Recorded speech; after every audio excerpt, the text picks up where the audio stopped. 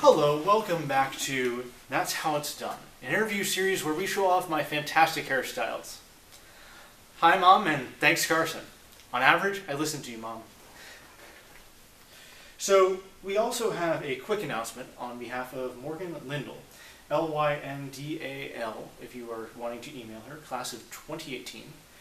She would like to start a wiffle ball team for the September 11th tournament, and we would be happy to have you on board. Our guest this week is Emily Wright. Hello. She is a law review member. She is the BALSA rep.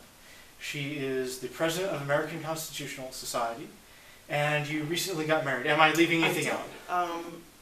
You are, sadly. Yes. I am also a 1L rep for Project Equality, and I also currently serve as the Lieutenant Governor for Membership and ABA Representatives for the Fifth Circuit of the Law Student Division of the American Bar Association.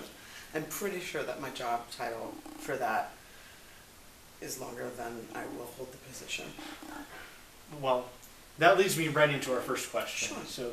So, with your 10-foot-long resume, is there anything that you haven't done yet here at Mercer Law? Yes, I don't play the sports. You don't play the sports? No. That's unfortunate. We could really use you on the field. You really couldn't, though, because I would injure myself and other people. Well, I don't believe you, and I'm happy to have you if you ever want to come out. You really don't want to see it, Josiah. You don't. Okay. It's not safe. Okay. Recently, you had the rare opportunity to be a beneficiary of a current Supreme Court case. I did. Obergefell? No one knows how to say his the name. Hodges constitutionally recognized homosexual marriage, and I was wondering how that affected you and how it felt to be a part of something that we're actually learning about here at law school. Sure. Well, I will say that, first of all, the case had a very concrete effect on my life because suddenly I am married here at home. For a while there, I was just married in certain states, and then when I crossed the border here, I was no longer married, which was kind of weird and terrifying because there's many number of emergency situations where not having legal recognition of my marriage would have been very upsetting and caused a lot of trouble.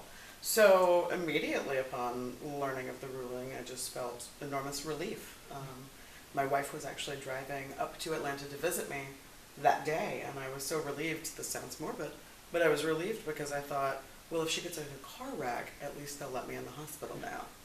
And it's sad, but that's the kind of thing that we had worried about every day. So that was super exciting. Yeah, that has to be quite a relieving feeling. It sure is. It sure is. And I have a lot of friends who are not as lucky as my wife and I are to have supportive families, where it's a very real concern for their children and for their possessions to be legally respected.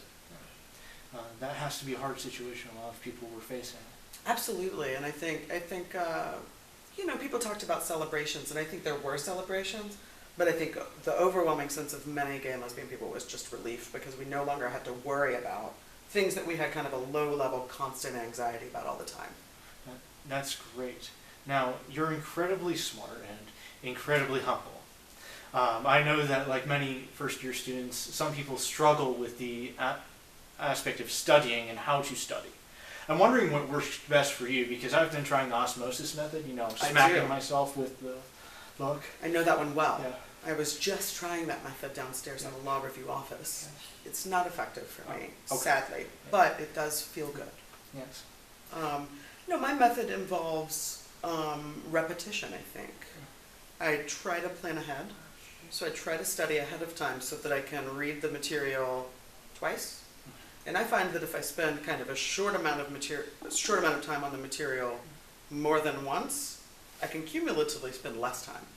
And just sort of the repetition with space in between really helps me grasp the concepts, really helps the material stick. So I can learn a lot more from reading over a case once, waiting a day, and then reading over it again than I can from spending 4 hours really trying to pick it apart in one sitting. That is great to use repetition very well. Now, you have a great sense of style. Thank you. And you've always got these fantastic bow ties. Thank you so much. I tried to match tonight. Likewise. But, you've got me beat with that fantastic orange. it's my understanding your wife makes these, and that Indeed. does she do special orders? A lot of people were asking me about that. Well, here's the thing. My wife would say that I give her too much credit for the bow ties, and that's probably true. Because the seamstress mastermind in my family is my sister-in-law, Jessica, who is in Newport News, Virginia, kicking ass at CrossFit every day. And she's a bit busy to be sewing people bow ties. But if we got enough people willing to pay, I bet we could talk her into it. Okay, so it's up to you. I did just want to say, though, Josiah, that I find that you have spectacular fashion. And thinking through your fashion before this interview, I really wanted to look my best. So I've got this here hat featuring the handsomest guy I've ever seen. Thank you. Thank you. You're too kind. Now, I wanted to ask your advice on neckwear because Sure. That's a challenge that a lot of people face here in law school. Always choosing the right tie or bow tie as you go into. What do you look for in neckwear when you're picking it out? I think the most important thing is proportion. I run into the issue of what I like to call the Sunday school dad problem, which is where it's like a tie that looks like it was laid out on the bed for the Sunday school teacher to go in. I think I'm mostly just talking about my dad and my experiences growing up, because that's when I saw those big blousy ties that kind of billow in the wind. And I'm a small-framed person. I can't really have a giant tie. So I look for proportion ties that match my body size and shape, which is often smaller, more narrow ties, and bow ties, because they don't create a giant bib effect. So you're also involved with a lot of clubs. I am. And I was hoping you could help people choose, what club to use, 9-iron or chipper or a putter, during law school. Sure. Well, I feel like a lot of people say law school is a marathon, not a sprint. And I think that's true. As I said, repetition. Small doses over and over. So I have to go with the putter. Okay. So if you're wanting to play golf along law school, go with the putter. Putter. Yep. Now, we had a question from one of our internet viewers, James Donlin, and he was wondering, what are the benefits of joining a club, and can a club involvement lead to a job later on, or opportunities? Sure. Well, I know a lot of people say in your 1L year, don't get involved in clubs, you need to focus on studying, which is partially true. You do need to focus on studying. But there's enough time in the day to do more than one thing. I found club involvement to be very fulfilling because it helped me get to know my classmates, start building sort of professional networks and relationships that are going to be important later on.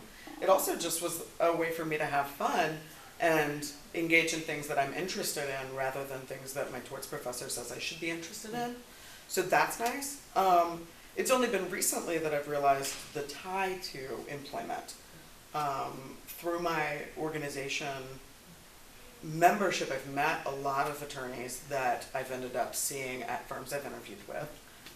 Furthermore, my organization involvement has come up in every interview that I've had, and it's always spoken of very positively because I think it demonstrates that I like to be involved. Law firms like to see joiners.